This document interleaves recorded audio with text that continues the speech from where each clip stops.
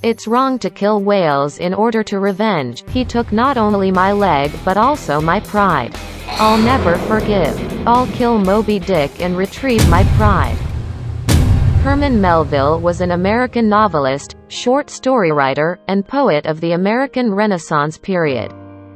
Among his best-known works are Moby Dick, Typee, a romanticized account of his experiences in Polynesia, and Billy Budd, Sailor, a posthumously published novella. Although his reputation was not high at the time of his death.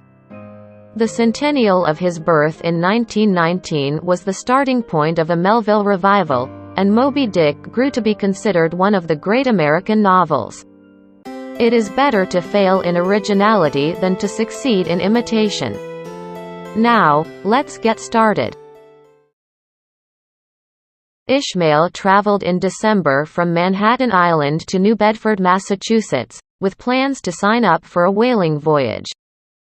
The inn where he arrived was overcrowded, so he had to share a bed with the tattooed cannibal Polynesian Queequeg, a harpooner whose father was king of the island Rokovoko. Ishmael was scared of him at first, but when he got to know Queequeg better, Ishmael found him a nice fellow.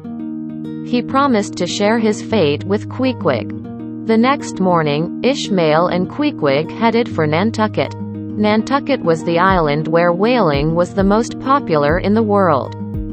They decided to board the whaler Pequod, which was an old model and small in size. Ishmael asked the ship owner to let him board it, telling his 4 times voyage experiences by merchant ship, but he was turned down because those experiences were useless for a whaling voyage. Ishmael hung on to him until being accepted. However, Queequeg was rejected because they thought he might be a cannibal. In the end, they decided to adopt him when Queequeg harpooned a drop of tar on the sea.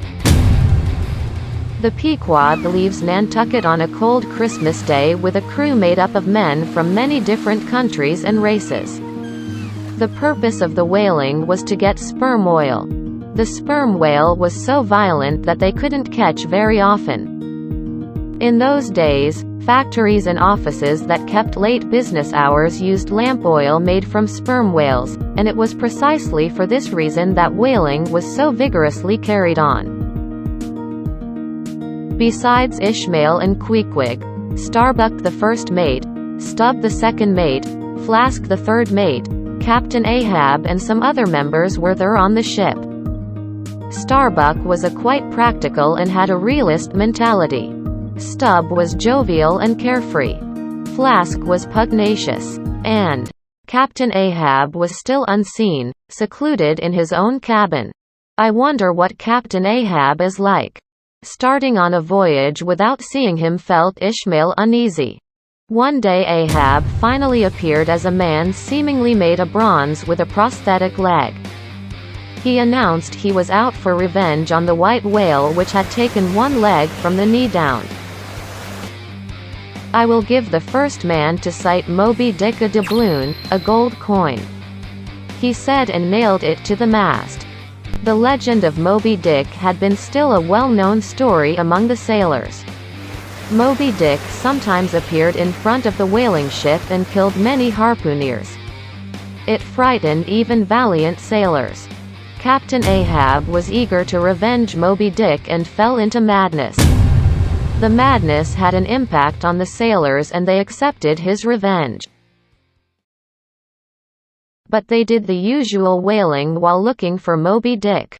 Although Captain Ahab himself gave all of his time and energy for the revenge, he knew that he should have offered financial incentives to those sailors who were versatile in mind. One day when a pod of whales were found, the sailors got very busy. They headed to the whales on the boat with Ahab. Ishmael and Queequeg also got on a boat, but it was capsized and wandered in the storm. After a time they were found by Pequod, which came to search for belongings.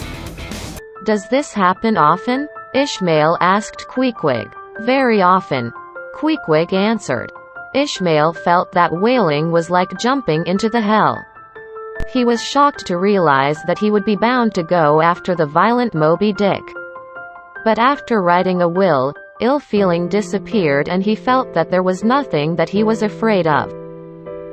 Starbuck opposed Ahab, saying that his obsession with Moby Dick was madness. "It's wrong to kill whales in order to revenge," he said to Ahab. But Ahab frowned him down. "God is laughing at me through Moby Dick's eyes. He took not only my leg but also my pride. I'll never forgive. I'll kill Moby Dick and retrieve my pride." He pledged other sailors to kill Moby Dick after drinking together. Starbuck was overwhelmed and humiliated by Ahab, but realized that he had no choice but to obey his order, and cared about the fate of Pequod. Ishmael regarded Moby Dick as the devil incarnate and came to think about revenge with Ahab. Stubb knew Ahab's madness, but he laughed away, because he thought laughing was the wisest countermeasure against what he didn't understand. "I know not all that may be coming, but be it what it will, I'll go to it laughing." One day a whaling ship called Rachel, a familiar face of the same town, came near Pequod. Ahab heard the news that they encountered Moby Dick the previous day. Rachel's captain asked Ahab to help him to look for his missing son, but he refused the request because it was a waste of time for his revenge. One day Queequeg suffered from a fever. It seemed obvious that he was going to die soon. He asked the ship carpenters to make a canoe as a coffin and make his body adrift on the ocean. They made it, but Queequeg recovered from the fever. He said that he stopped to die because he remembered an unfinished business on the land.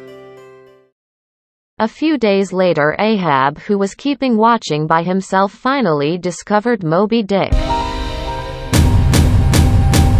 He got 3 boats on the sea and tried to harpoon, but Moby Dick moved around as if it already perceived his tactics and destroyed his boat.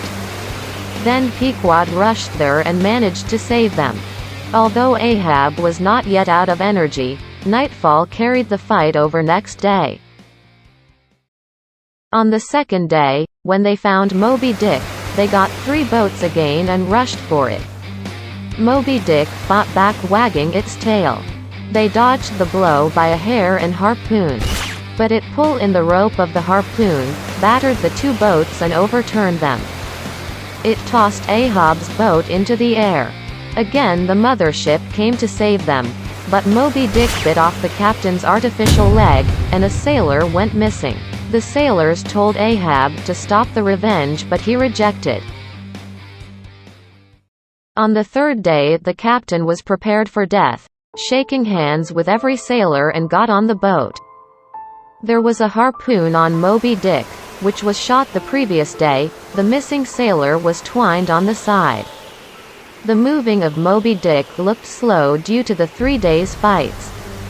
However, it overturned the boat and rushed to the mothership, hitting the side of it.